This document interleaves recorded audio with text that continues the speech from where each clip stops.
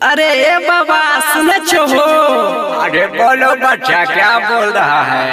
कहे छियो आजकल के तिलक दहेज तो बढ़ोतरी भेल जाय छै हो। अरे बउआ ई बात तो हमहू देखे छियै, समाज में बहुत बढ़ोतरी भए रहल छै। एगो बात जाने छो। कोन बात रे बउआ। तिलक देला के बाद भी आजकल कहे छै हमरा 4 चक्का चाहिए न तो हम एकरा छोड़ देबो।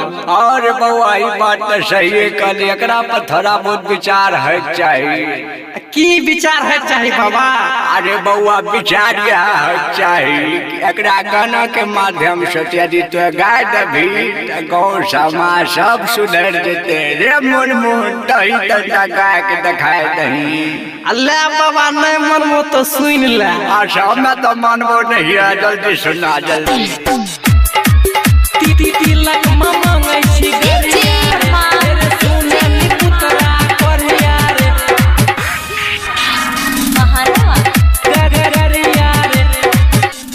थरिया दलियो लोटा दलियो सुइन लेना कोरिया।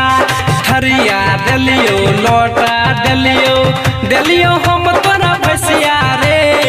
तैयो नहीं बुझे छी बुढ़वानी बनसा।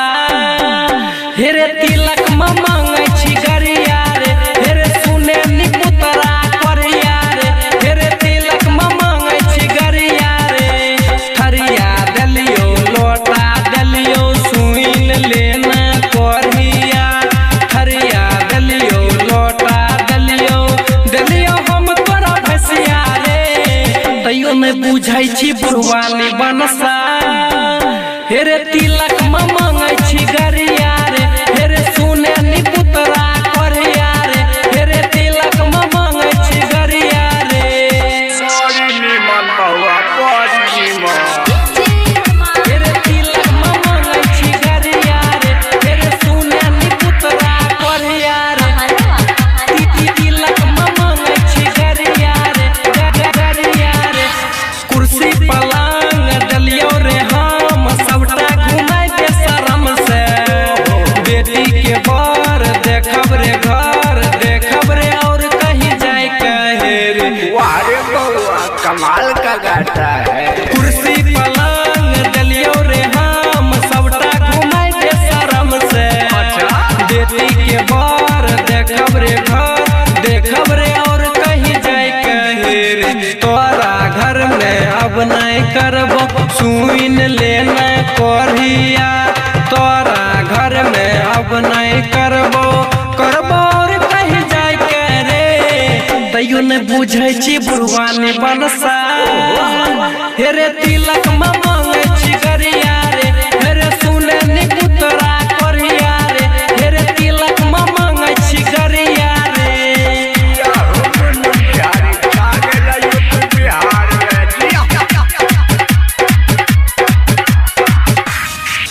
हेरे तिलक मांगे छी गरिया रे।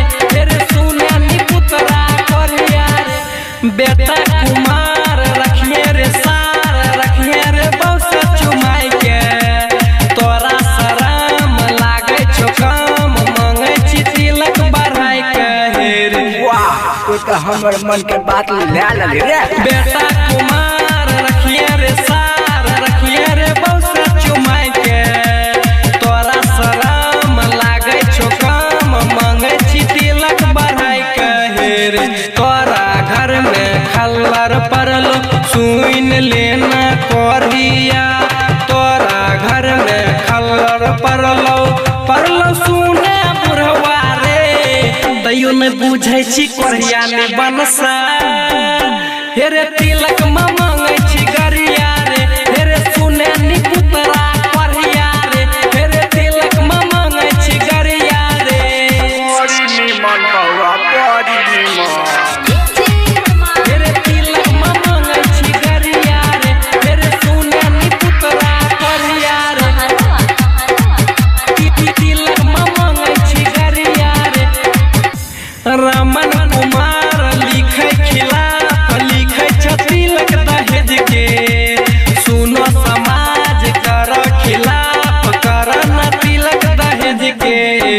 सत्य कहै छी रे मुन। रमन कुमार लिखे